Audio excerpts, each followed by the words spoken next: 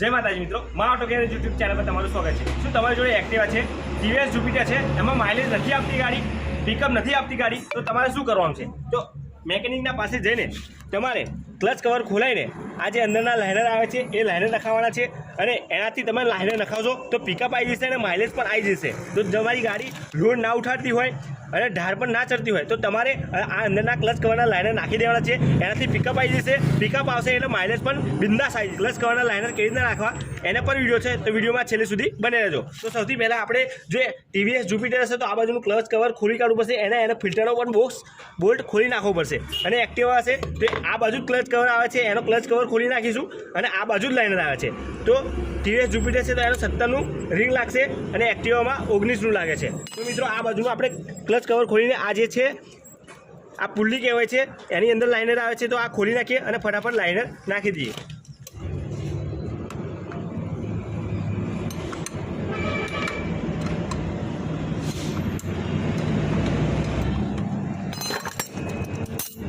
તો મિત્રો બોલ્ટ ખોલી નાખ્યો છે, હવે અંદરના આ વોશર છે ને આ પુલ્લી છે, તો તમે જોઈ શકો છો કે લાઇનર કેવા ઉપરથી એ થઈ ગયા છે, લીછા થઈ ગયા છે, ઘસાઈ ગયા છે। તો હવે આપણે શું કરીશું કે આ લાઇનર બહાર કાઢી લઈશું અને નવા નાખી દઈશું। લાઇનર કેવી રીતના નાખવા એની પર જ વિડીયો છે, તો ગમે ત્યારે તમે લાઇનર નખાવો તો કયા નખાવો? તો જો ટીવીએસ જુપિટર છે તો જેન્યુનનું ટીવીએસનું મોટર કોપ આવશે, તો આવા ઓરિજિનલ આવશે ટીવીએસના, અને હોન્ડાના હશે તો અલગ આવશે। તો મિત્રો જો આવા લાઇનર આવે છે,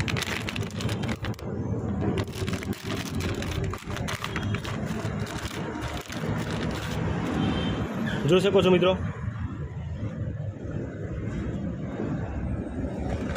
હવે આપણે શું કરીશું, ફટાફટ આ લાઇનર ખોલી નાખીએ। એની માટે આ જે મોટી નટ છે એ ખોલવી પડશે।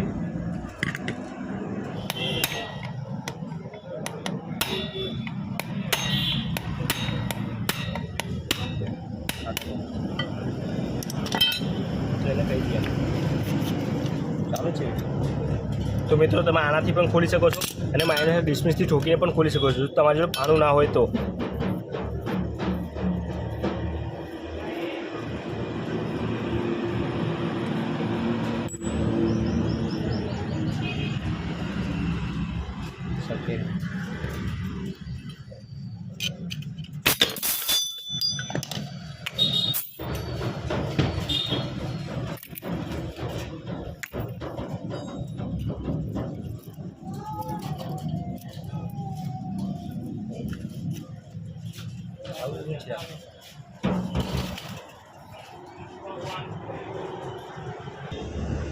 તો મિત્રો લાઇનર બહાર કાઢી નાખે છે, તો આપણે નવા નાખી દઈશું।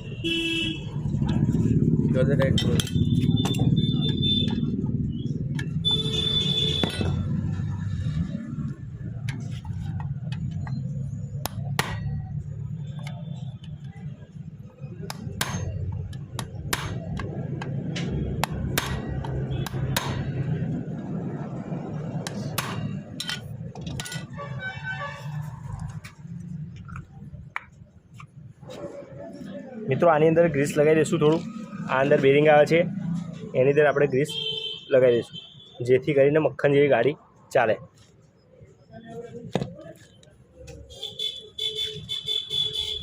હવે બેલ્ટ બેસાડવા માટે આની અંદર બેલ્ટ કરવું પડશે અને પછી આ થોડું બહાર ખેંચવું પડશે એટલે બેલ્ટ અંદર બેસી જાય। અંદર બેલ્ટ બેસી જાય પછી તમે ધીરે ધીરે આ રીતે કરીને અંદર નાખી દો। હવે શું કરવાનું છે કે જે આ જે છે ખુલ્લી જે કટોરો છે ઉપરનો એની ઉપર તમારે કાચવેર મારવાનો છે. જો ખરાબ થઈ ગયું હોય તો આ તમે નવું નાખી દો. તો આનાથી પણ અમુક વાર પિકઅપ નથી આવતી. તો મિત્રો આ સારું છે, આ ઘસાયું નથી. અમુક વાર તો આ બહુ વધારે ઘસાઈ જાય છે, જેના કારણે લાઇનર પર જલ્દી ખરાબ થઈ જાય છે. તો આ આપણે કાચવેર મારીને પાછું લગાવી દઈશું.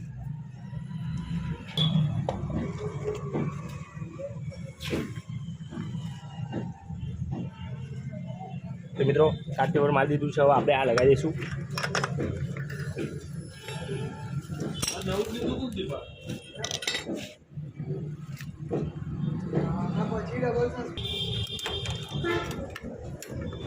તો મિત્રો આ નટ ટાઈટ કરી દઈશું આપણે 17ની.